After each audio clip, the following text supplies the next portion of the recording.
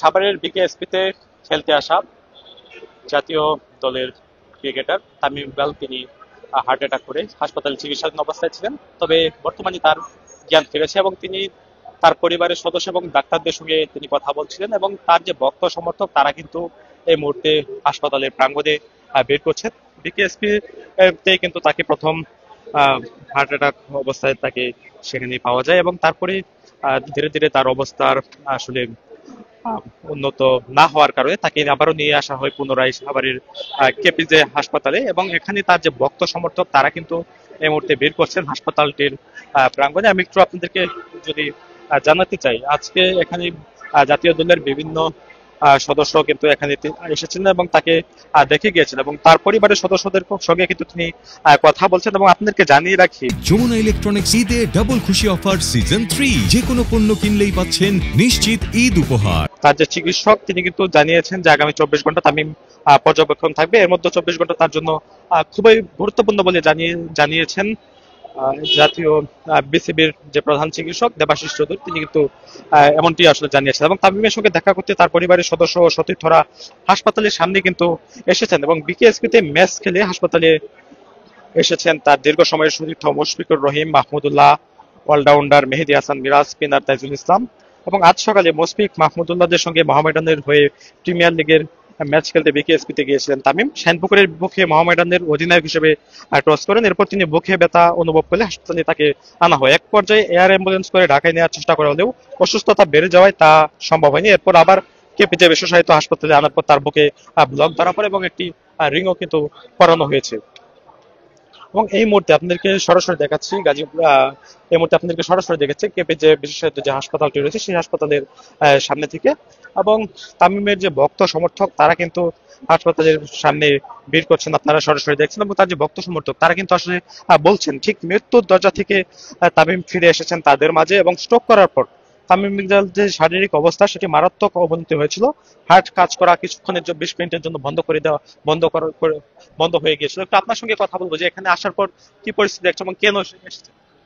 আমরা আইলাম হবাই দেখতে, মানে আমাদের খুব দেখার ইচ্ছা ছিল, তাই এখনো ভিতরে যাইতে পারিনি। কি শুনে আসছিলেন?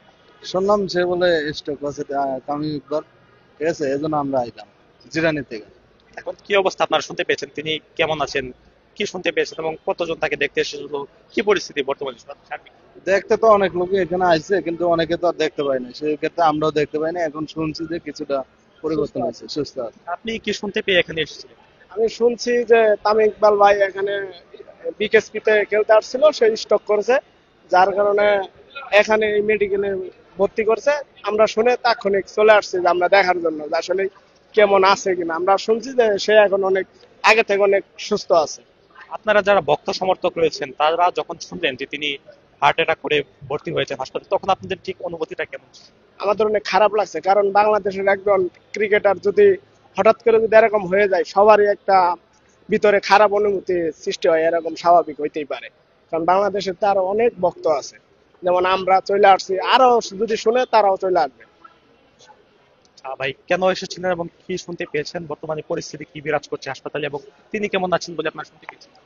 আমি একটা জব করতাম, জব করে ওখানে শুনলাম যে ওই তামিম ইকবাল অসুস্থ হয়ে পড়েছে মাঠের ভিতর। সেখানে পড়ে যাওয়ার পরে এখানে আইসে হাসপাতালে, তা সে দেখতে পারলাম না, আইসিইউতে আছে নাকি যেন। তারপরে ওই মাহমুদুল্লাহ রিয়াদ ভাইকে দেখলাম, মুশফিকুর রহিম ভাইকে দেখলাম, আরো তাইজুল ভাই আছে।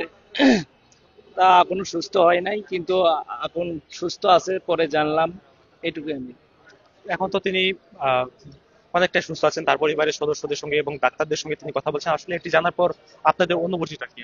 আমাদের অনুভূতি, আমি তামিমের ভক্ত, তামিমকে অনেক ভালোবাসি এবং সচক্ষে দেখবো এই জন্য আইসি। তা সুস্থ হইলে আল্লাহর রহমতে আমরা দোয়া করি সে যেন সুস্থ হয়, আগামীতে যেন আবার ওদের মাঠে দেখতে পাই, এই জন্য আমরা সবাই দোয়া করি। তো আপনার সঙ্গে কথা বলবো, আসলে কেন এসেছিলেন আপনারা? আমি অফিস ছুটির পরে জানতে পারলাম, আমার বাসা থেকে ফোন করা হলো যে না, তামিম ইকবাল তো অসুস্থ, তুমি কোথায় আছো? আমি অফিস থেকে একটু আগে বের হলাম, তো কয় যে তুমি যাও ফজিলাতুন্নেসা মেডিকেলে তামিমকে নেওয়া হয়েছে। যেটা আমার বাসা থেকে ওয়াইফ ফোন দিয়েছিল। ওয়াইফ ফোন দেওয়ার পরে আমি আবার ওখান থেকে অফিস থেকে সোজা ওখান থেকে ছুটে আসি। ছুটে আসার পরে এখানে দেখি যে না, এখানে আসলে সবাই এখানে ভিড় জমাচ্ছে, তারপরে তামিম ভাইকে নেওয়া হয়েছে লাইফ সাপোর্টে। এখানে এসে আমরা দেখতে পারি নাই, সবাই ভিতরে নিয়ে গেছে। কারণ সবাই কথা বলছে তামিম ভাই খুব অনেক অসুস্থ, হাড়ে হাড়ে নাকি রিং লাগানো হয়েছে। আমরা দেশবাসীর কাছে সকলেই দোয়া করবো তামিম ভাইয়ের জন্য, সবাই যেন সকলের কাছে দোয়া চাই। আমরা দেখছিলাম যে আপনি কান্না করছিলেন, আসলে কেন কান্না করছিলেন? আসলে আমি আবেগপ্লুত হয়ে গেছি যে তামিম ভাই অসুস্থ। আমি যখন শুনছি তখন এখানে দৌড়ে আসছি, আসার পর তামিম ভাইকে আচ্ছা, কেন আসছিলেন একটু পুনরায় একটু যদি বলতেন। আমি আসছিলাম এখানে যখন আমি জব করি, জব করার মাধ্যমে যখন শুনলাম তামিম ভাই অসুস্থ এখানে নিয়ে আসছে, তখন আমি মানে ছুটে আসছি। মানে আমি গার্মেন্টসে জব করি কিন্তু ওখান থেকেই চলে আসছি। মানে আমি জবকে ফাঁকি দিয়েই চলে আসছি আর কি, যে তামিম ভাই এখানে অসুস্থ, তো এখানে দেখার জন্য তামিম ভাই আসলে কিভাবে কি হয়ে এলো ওটা দেখার জন্য এখানে আসছি। আসার পর তামিম ভাই ভিতরে ঢুকে গেছে, আমি ঢুকতে পারিনি। এখানে সিকিউরিটি আটকে দিছে। পরে ভিতরে ওইখানে সিসিএম এর ওইখানে যাই, ওইখানে গেছি, ওইখানে জায়গায় অনেকক্ষণ দাঁড়াইছিলাম। দাঁড়ানোর পর পরে প্রায় 2 ঘন্টার মতো ওইখানে দাঁড়াইছিলাম। দাঁড়ানোর পর তার বললো, অনেক পরিবারের সব লোকজন আসলো, তারপরে খেলোয়াড়রা সবাই আসলো। আসার পর আমাদেরকে আর ঢুকতে দেয় না। পরে আমি ওইখানে দাঁড়াইছিলাম। দাঁড়ানোর পর আমি জহরের নামাজ পড়ছি, নামাজ পড়ে আল্লাহর কাছে দোয়া করছি তামিম ভাই যেন খুব তাড়াতাড়ি সুস্থ হয়ে যায়, এবং আল্লাহ যেন খুব তাড়াতাড়ি তাকে সুস্থ করে এবং আবার যেন মাঠে দেখতে পারি এবং সবার মধ্যে দেখতে পারি।